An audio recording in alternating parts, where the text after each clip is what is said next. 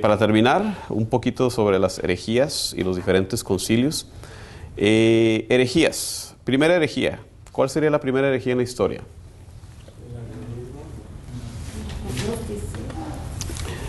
Bueno, de hecho, el gnosticismo es un muy buen candidato porque ya los estudiosos ya ven como algo de vestigios o ya de muestras de gnosticismo ya en el Nuevo Testamento. Ya ven como varios de las cartas como que se están refiriendo algo al gnosticismo. Pero en sí, bueno, podemos hablar de cosas como lo que hizo Simón el Mago, de tratar de comprar la gracia en los Hechos de los Apóstoles. De ahí nace algo así como el simonismo, la simonía, que es el querer comprar oficios o cosas espirituales, ¿verdad? Querer comprarlas. Entonces sí, el gnosticismo es muy buen candidato, la simonía también. Comprar la gracia. Querer comprar la gracia o oficios espirituales, porque se usa ese mismo término también en la Edad Media, cuando empieza la compraventa de los obispados y todo eso. Sí. Pero de ahí viene, de Simón el Mago. ¿Qué es la herejía? Bueno, es el elegir unilateralmente en contra de lo que la Iglesia usualmente hace, que es una síntesis. El ejemplo clásico, ¿verdad?, es de Jesucristo como verdadero Dios y verdadero hombre. Ustedes saben, las herejías cristológicas son todas una elección de una de las dos cosas. No, pues es que es verdaderamente Dios, sí, pero hombre nada más en apariencia. Bueno, esa ya es una herejía, eso ya es un modalismo. O al contrario, es un hombre, sí, exaltado, muy bueno, pero pues Dios no, arrianismo. Entonces, toda herejía es el poner la balanza mucho de un lado a otro.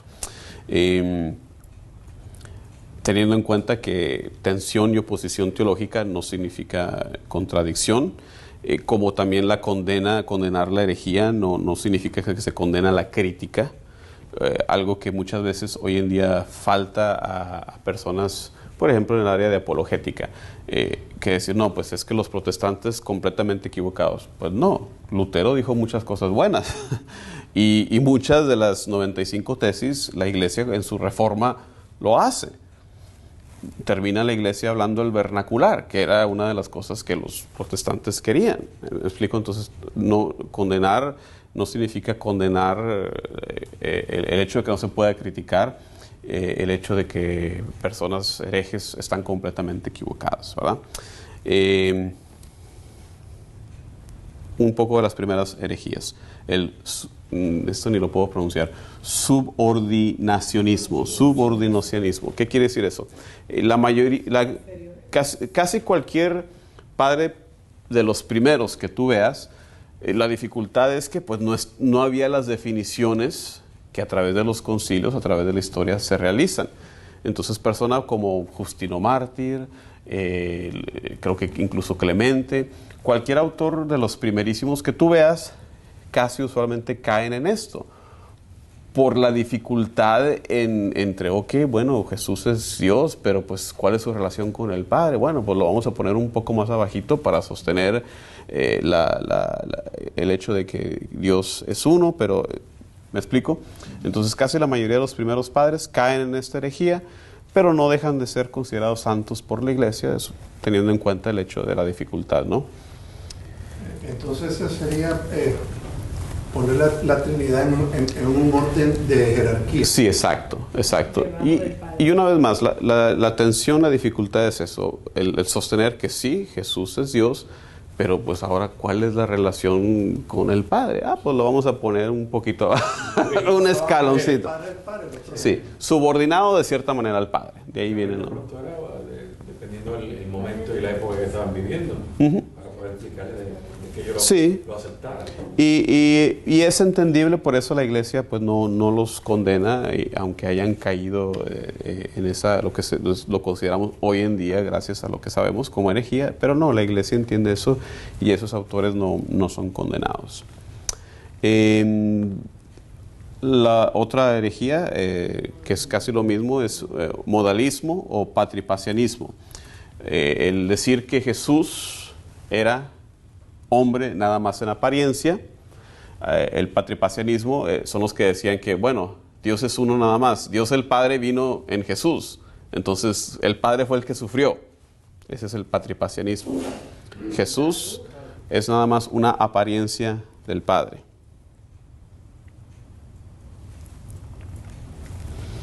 El gnosticismo, que hemos ya mencionado, es una bestia enorme, dependiendo del lugar, dependiendo de la época, diferentes definiciones, una dificultad incluso en definirlo.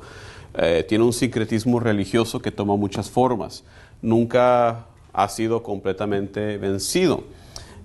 Una de las ideas principales, gnosis, el conocimiento, que el conocimiento es lo que te salva. Por eso pongo ahí el ejemplo moderno.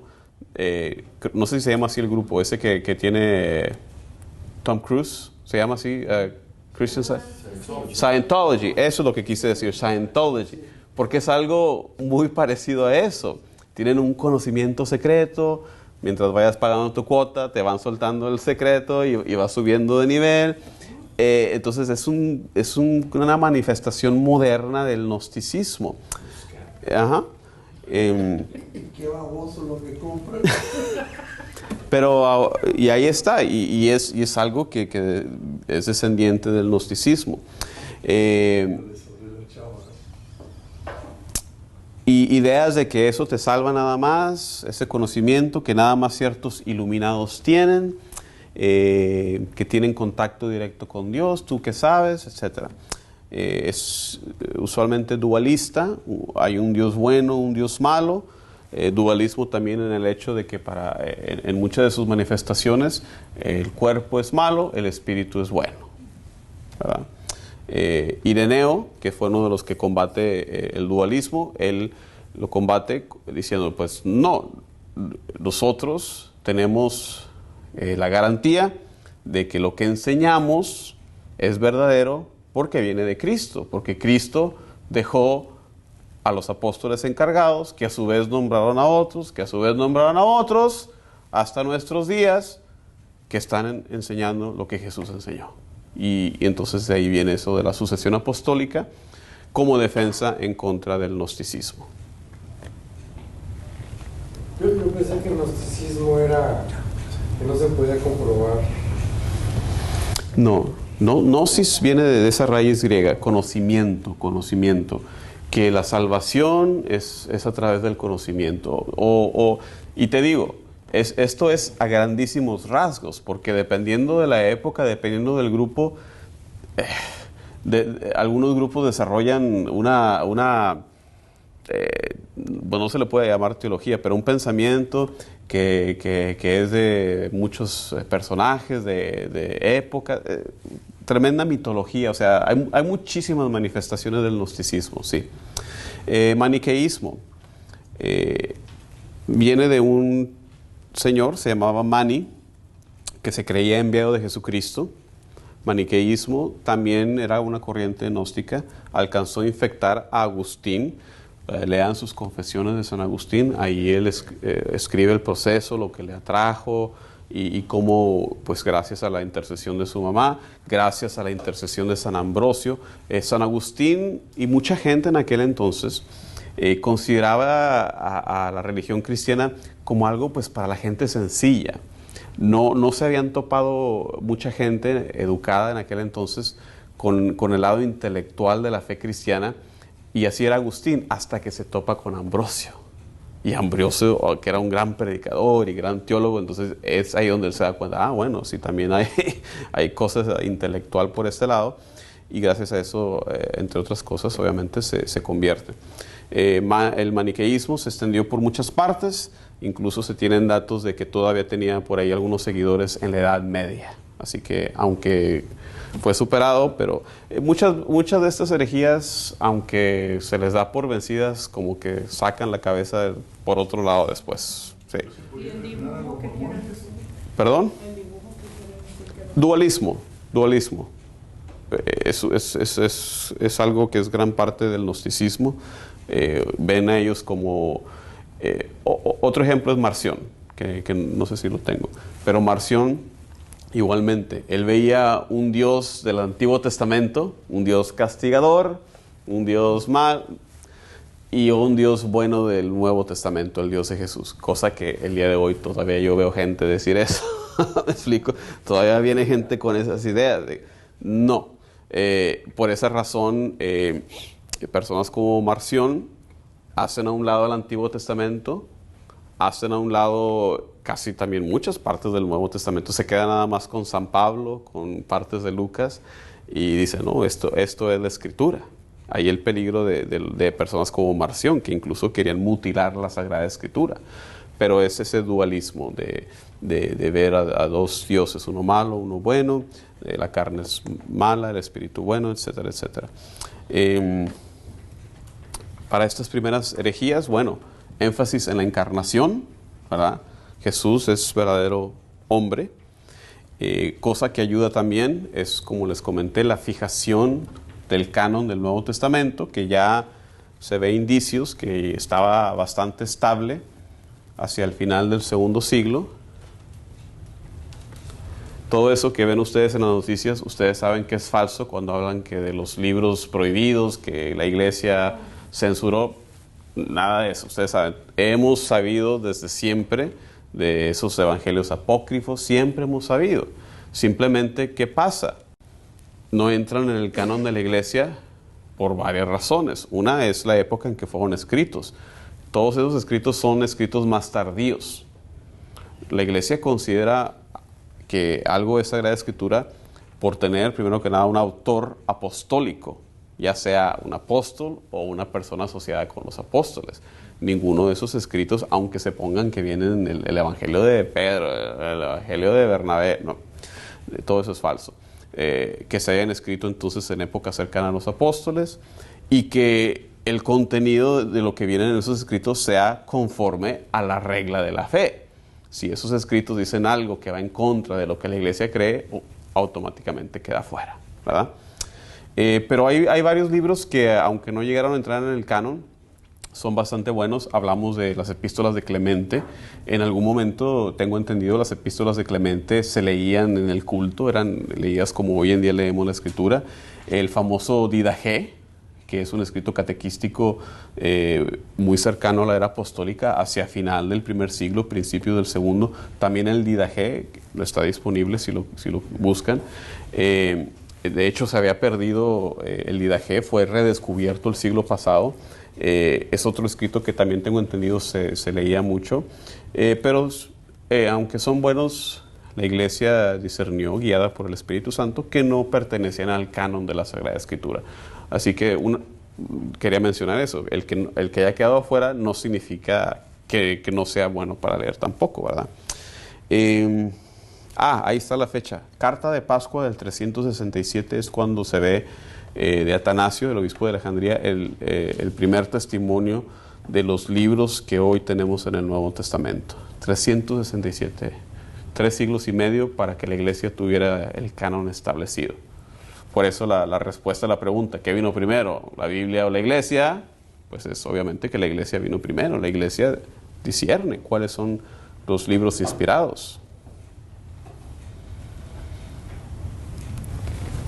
Finalmente, el último tema, concilios y algunas herejías también por ahí.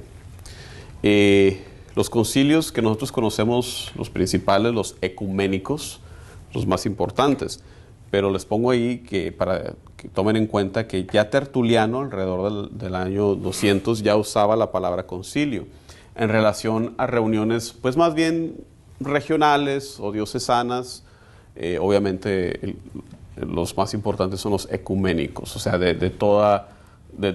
ecumene es un término griego que significa pues todo el mundo viviente, o sea, de todos lados, ¿verdad?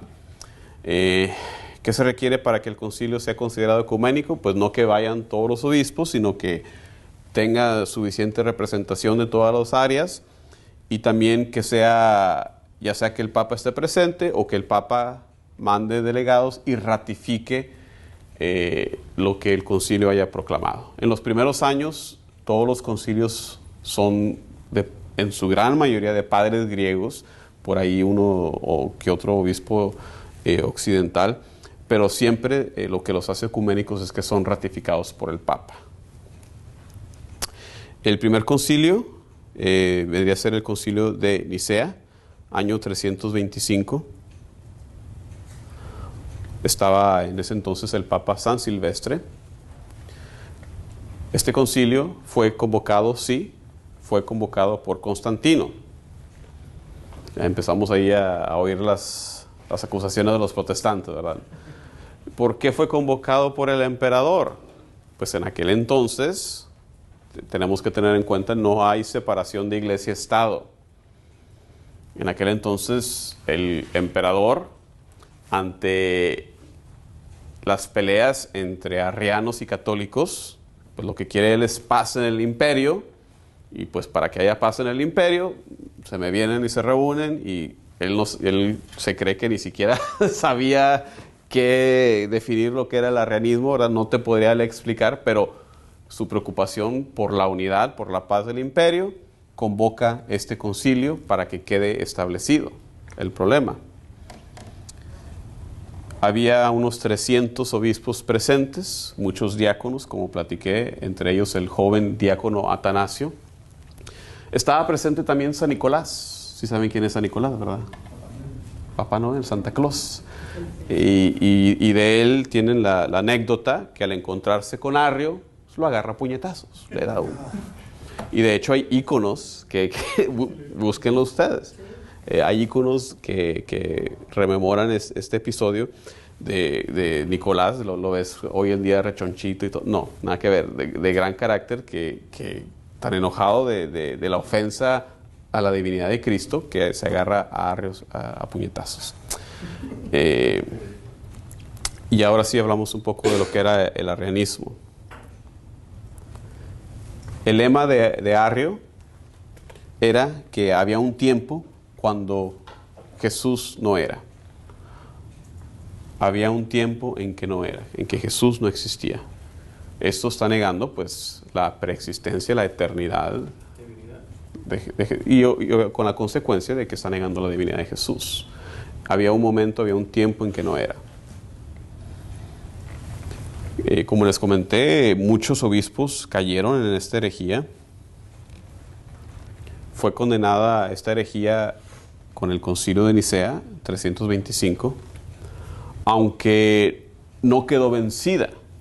Uno pudiera pensar que con esta condenación en el concilio hubiera disminuido, pero al contrario, lo que hicieron los obispos arrianos fue aceptar el lenguaje, pero seguir proclamando de otra manera diferente, negando la divinidad de Jesús. Así que una vez más, en el año 381, con el siguiente concilio, se vuelve a mencionar esa condenación de Arrio, y también se define la divinidad del Espíritu Santo en este concilio de Constantinopla. Por eso, el origen del credo que tenemos es el credo niceno-constantinopolitano. Y si ustedes ven el credo y subrayan los pronunciamientos, las cláusulas que son cristológicas, pues la gran parte es cristológica, porque precisamente se estaba contestando. Cada pronunciamiento del credo es una defensa en contra de una herejía. Creo en un solo Dios, contra el politeísmo, es uno Dios. Padre Todopoderoso, contra los que estaban pensando ese dualismo. Pues hay dos dioses, uno oscuro, uno de luz, uno más fuerte que el otro. No, es uno solo, es todopoderoso. Y así, cada pronunciamiento se encarga de contestar una herejía. Y el lado cristológico, creo en un solo Señor Jesucristo. ¿Y qué es lo que dice de Jesucristo?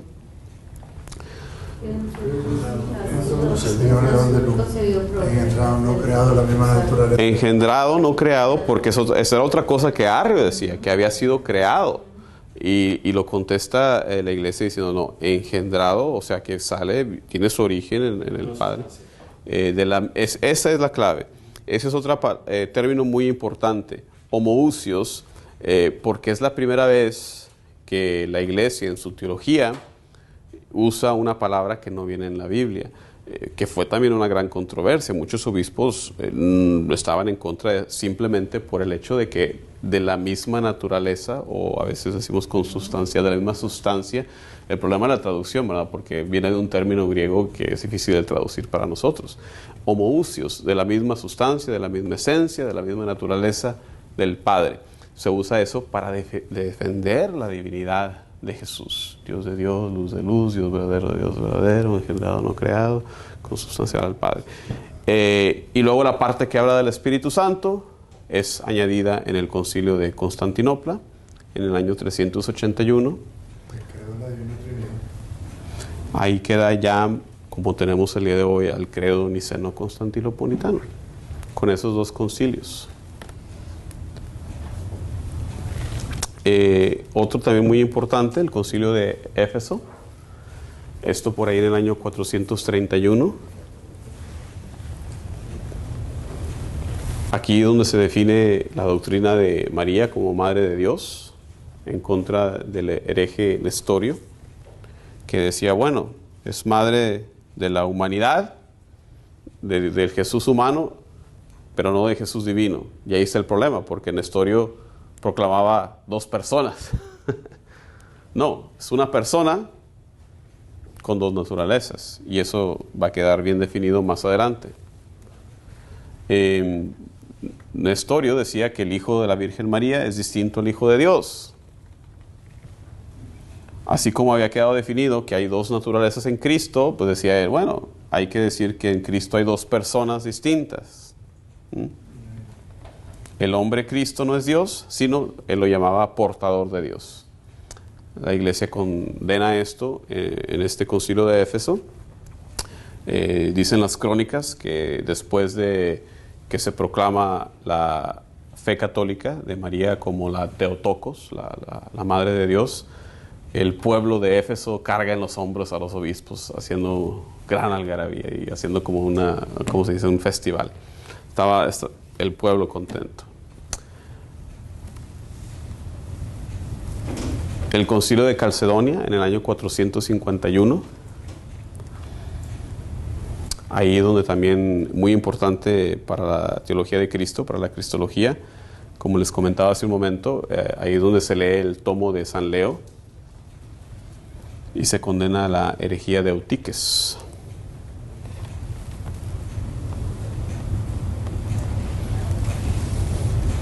Que es una herejía del monofisismo. Aquí está la balanza del otro lado. Cristo para ellos era una persona con una sola naturaleza, que se fusionaba lo divino y lo humano. La fe católica proclama dos naturalezas, distintas, pero no mezcladas. ¿Okay? De hecho, después del Concilio de Calcedonia, en el año 451, se separan varias iglesias, varios grupos. Hoy en día aún existen algunos grupos monofisistas, aunque muchos de ellos se han reunido una vez más con el Papa, pero la iglesia, hay grupos, por ejemplo, en Egipto, los coptos a veces se consideraban que eran monofisistas, pero muchos de ellos han regresado. Pero es una herejía que causó división en la iglesia. Esta herejía, no sé, a mi entender, me cuesta explicarla. Sí. Porque dice, sí, es una persona, porque en sí pues es una persona, una sola naturaleza, pero que fusiona lo divino y lo humano. Pero si Él es divino y humano, pues si lo vemos, Él es, o sea, está uno.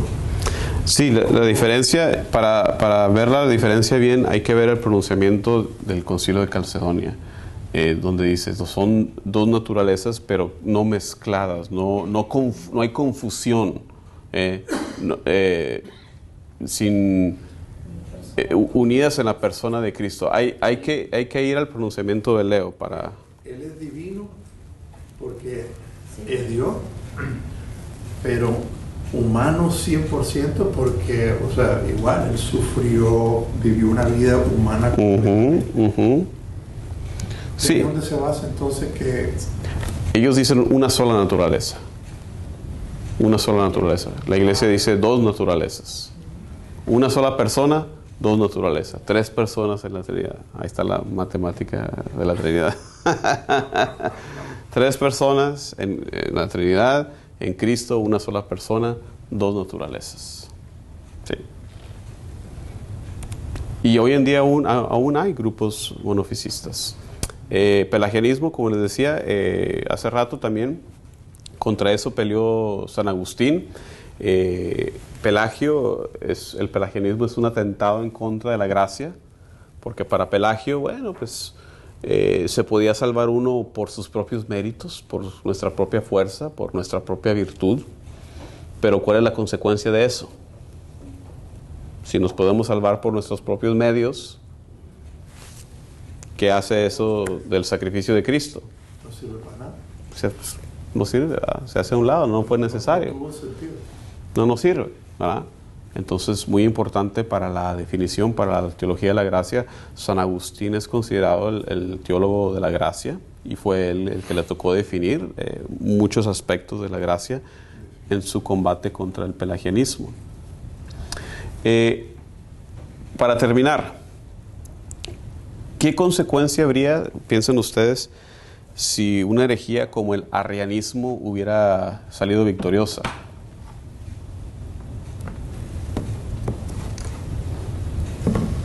Porque a veces pensamos, todas esas peleas entre los arrianos y los católicos terminaba siendo una letra de diferencia entre homoousios y homoiousios. Una definición mínima de cambio. Dice uno, es que no hubiera podido haber salvado al hombre.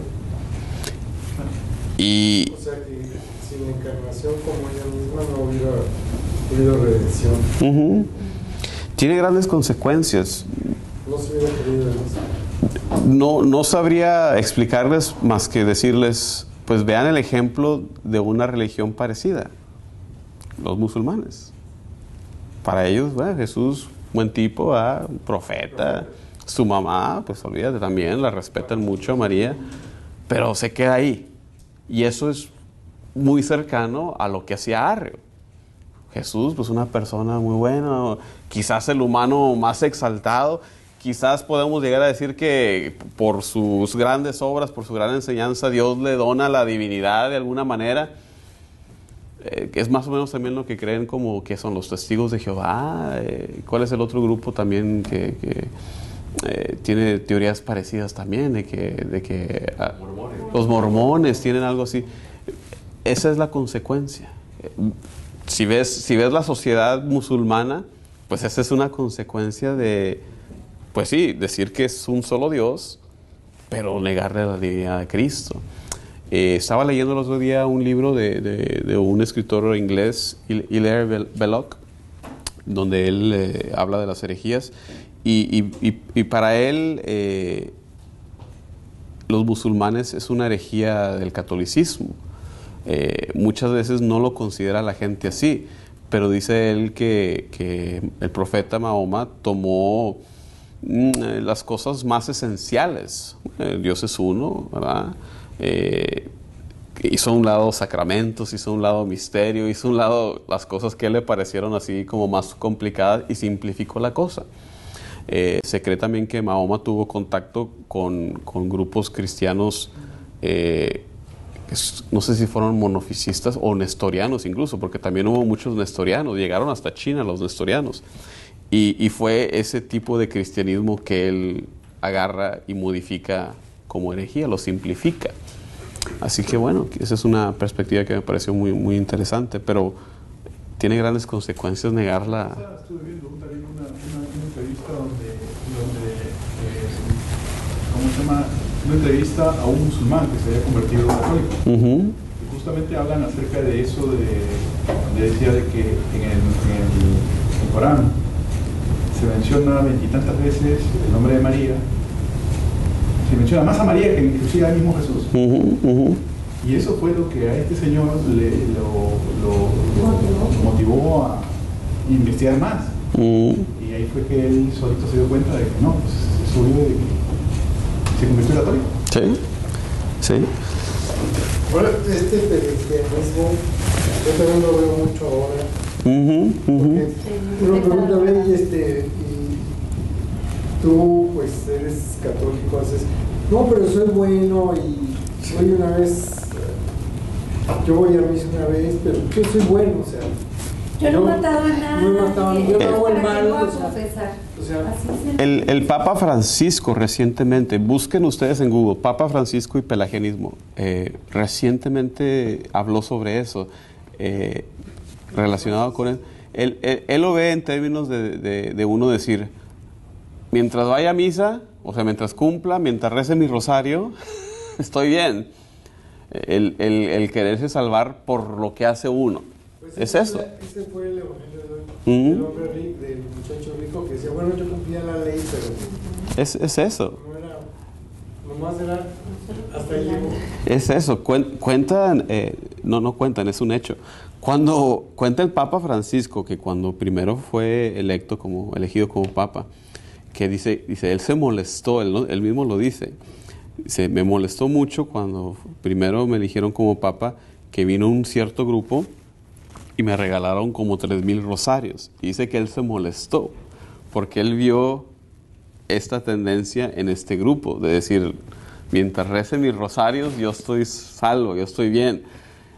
Entonces, él recientemente ha hablado sobre eso, el resurgimiento de estas herejías que hemos hablado, creo que menciona otras junto con el pelagianismo, en formas modernas. Ujú, ujú. ¿No es lo mismo de los evangélicos también, o de los que creen solamente solo fe? Es solo decir, yo creo en Jesucristo y ya me Solamente salvo. creo en Cristo y ya. Sí, Sí, pero no es... ellos lo están poniendo en contradistinción a lo que ellos nos achacan de decir que creemos en salvación por obras. Y no, la realidad es que nosotros creemos lo mismo, creemos en la salvación por la fe únicamente, pero una fe que es manifestada en obras. Y yo a veces cuando explico el bautismo pongo ese punto de que para ellos, antes de que uno pueda ser bautizado, uno tiene que hablar por sí mismo, uno tiene que manifestar su fe, uno tiene que estar ya mayor. Digo, bueno, ya casi parecen obras que tiene que hacer uno para poder bautizarse. Entonces, más bien son ellos los que creen en una salvación por obras. Nosotros no. Y interesantemente, en 1999 hubo una reunión de una comisión teológica luterana y de teólogos católicos a hablar de la justificación.